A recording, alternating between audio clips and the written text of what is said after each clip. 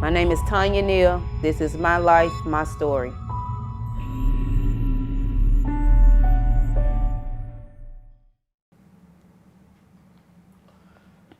How you doing today? And I want to thank you for coming in and telling your story for us today.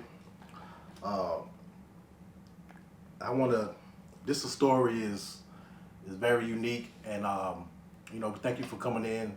We know this is something that you've been passionate about on Facebook, telling the story of your son, and I know it's a situation that you want to get to the bottom of this, and so we want to help you tell that story to be able to get it out more coverage on it. So first of all, where are you from? I'm from Wilson originally, but I live in Johnston County, Princeton, North Carolina. Okay. Um, do you come from a close knit family? I do. Okay. How many children do you have? I have 6. 6 kids. Okay. And one of your sons, Nigelique Dublin, as you call him, Nigel. That's his Yes. name. Tell me a little bit about Nigel. Nigel was 25. Very athletic, very people's person, free spirit, just, fun to be around. Okay. Was he like a gamer growing up, a sports guy? He Played loved to sports? tap on the fish table. He's a gamer. Yeah. Okay. He loved to gamble. Okay. Ain't nothing wrong with that. He having the children? Had 2 girls. Okay. How old are they? At the time of his passing, they was 2 and 4. Okay, so relatively young, Yeah, girl. toddlers. And he worked in the area. He did. He his last job was at Airflow in Okay. Smithfield. Okay, so he worked in the Smithfield area. Okay, so tell me about the day of March the 18th this year, actually, 2022. All right, March Tell me 8th. what you know about it. Okay, on that particular day, started off as a normal day. We got up. I took him to his appointment, went to the grocery store, and I dropped him back off at home. I ran some errands. I came back about 4:15, and I was like, "Well, where did Nigel go?" So my mom said he walked out the door. So I went on to work. About 5 o'clock, my daughter called me and asked me, did I know my son's cash out? I said, no, I don't know it, but I call him. He didn't answer when I first called. He called me back. He said, you called me, Mom? I said, yeah. And I asked him for his cash out. He gave it to me. So I was like, all right then. And that was the last time I physically spoke to him. It was like 5:14. So about 5:14. Damn, that's about 5:14. And where was he? Was he headed anywhere? He went to Kenly, North Carolina to a gathering, like a family function of some residents in Kenly. He just went over there just for that day.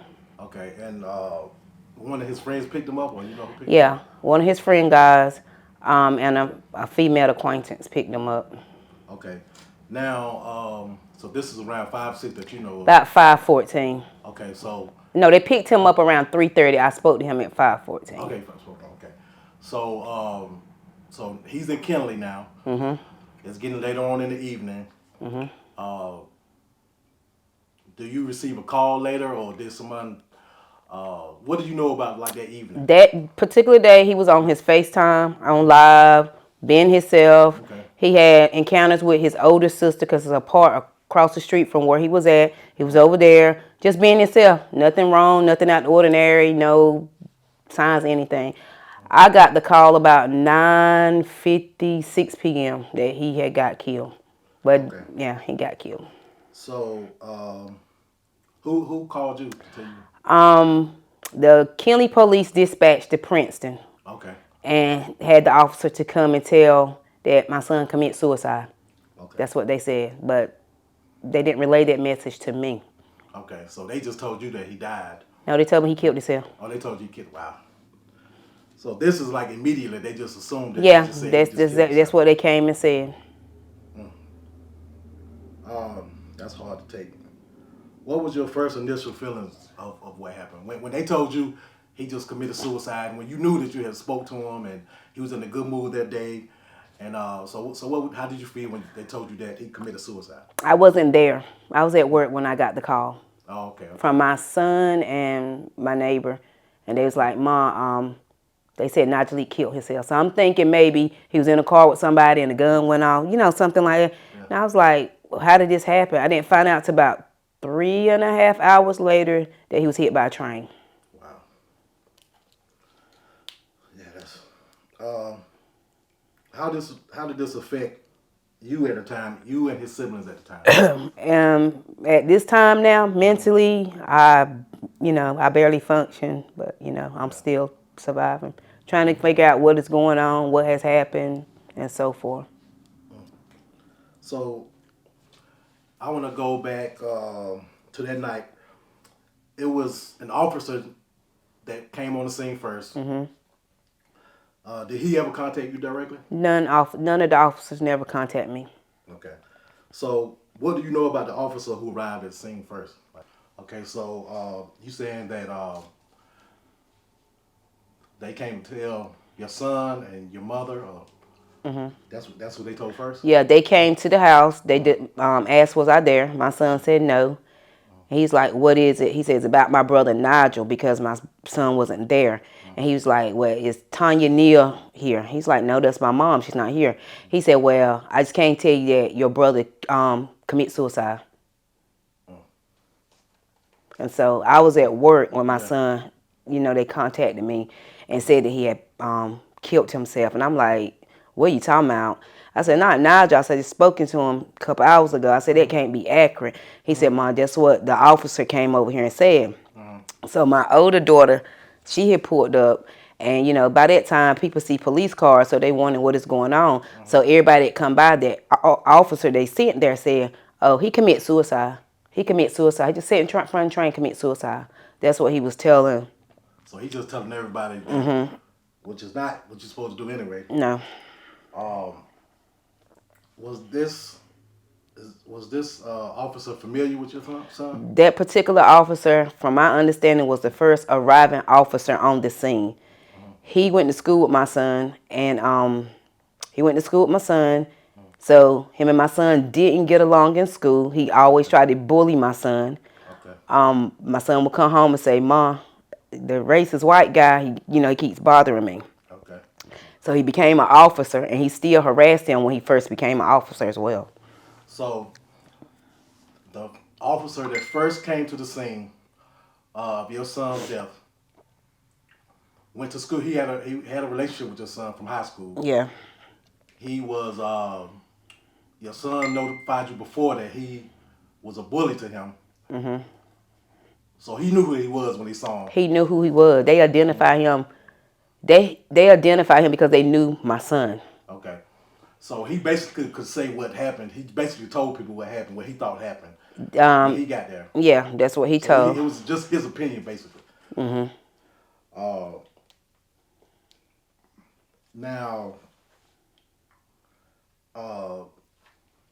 was it any type of okay, when he arrived on the scene, did he leave the scene?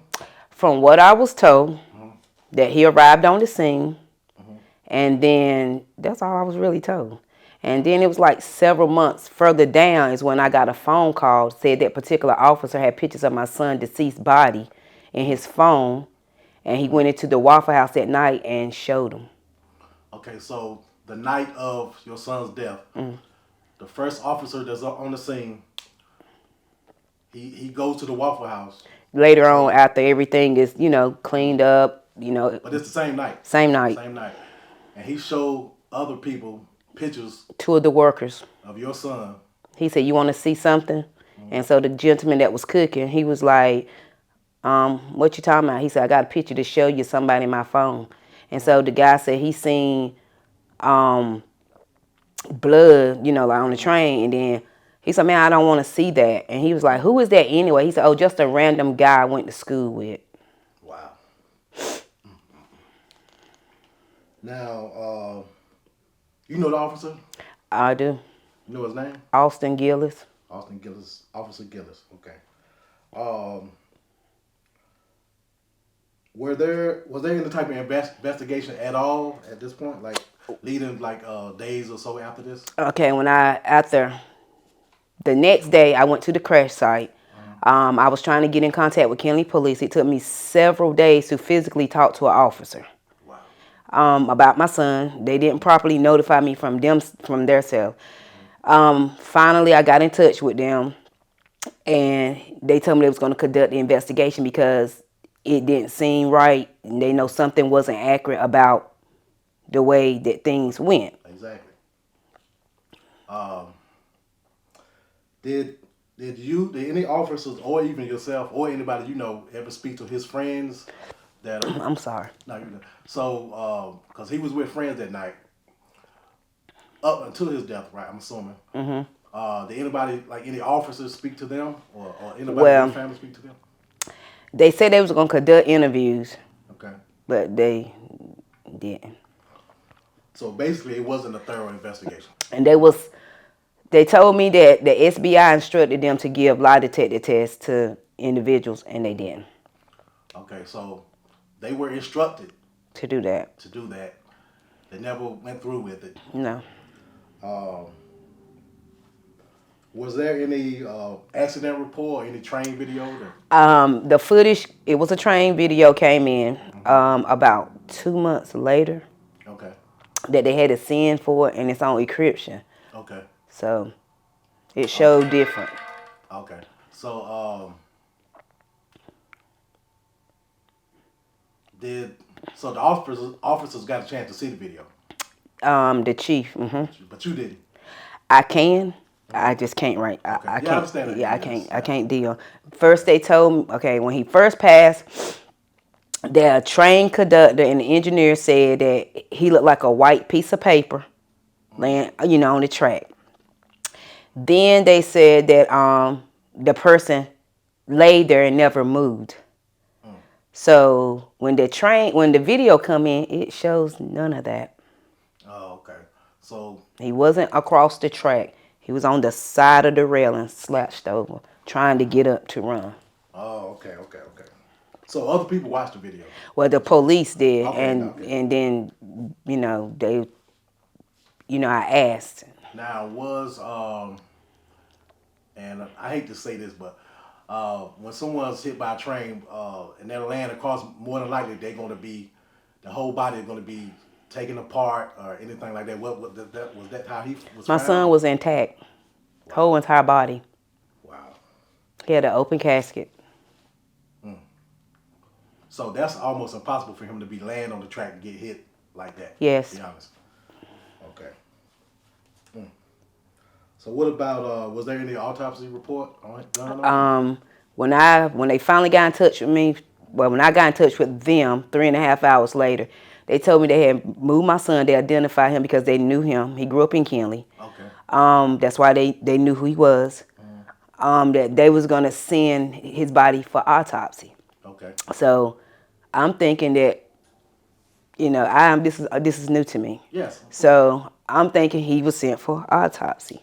So about 2.5 months later, I found out they didn't give him one. Wow. So they told you they were sending him for autopsy. Was this in Kinley area? Or No, it was in Kinley, but they called whoever to come and get the body and go to Raleigh. So at this particular time, I'm thinking you do autopsies in Raleigh. I don't know. Okay, It's something new to me. I don't know where he was at. Okay. So I'm just finding out last week that they send bodies to Chapel Hill for autopsy. Wow. So did they notify you there was no autopsy at that particular time? Did you know? No, they didn't. Okay, so they didn't even tell you we didn't do an autopsy. No. And they let you bury him without an autopsy. Yeah, they told me that night when the medical examiner spoke to me, he said, "We have your son here. We're taking real good care of him. We're going to take care of him. We're doing an autopsy. Once we're done, we will contact you, to release the body back to the hospital, and then you can notify the funeral home of your choice, and they can contact us." Okay. He said he do have a big knot on his right side of his forehead. Okay. And I was like, okay.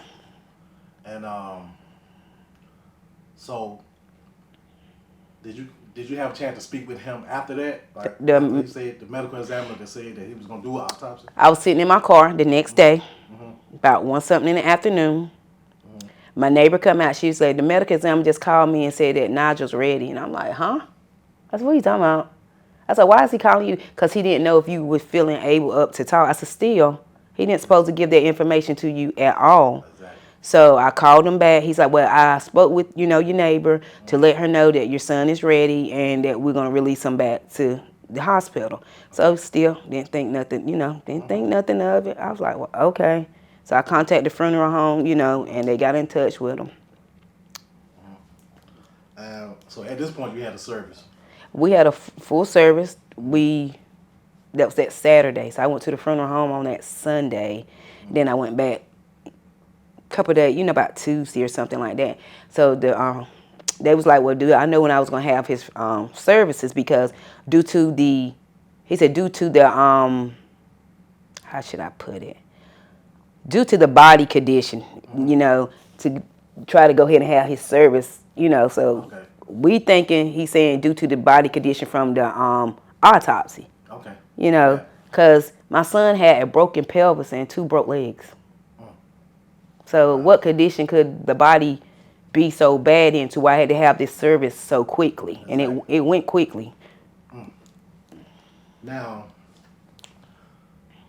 this is all happening in a place, Kenly, North Carolina, and a lot of people don't. Well, a lot of people didn't know nothing about Kenley until recently, when they got a lot of media coverage.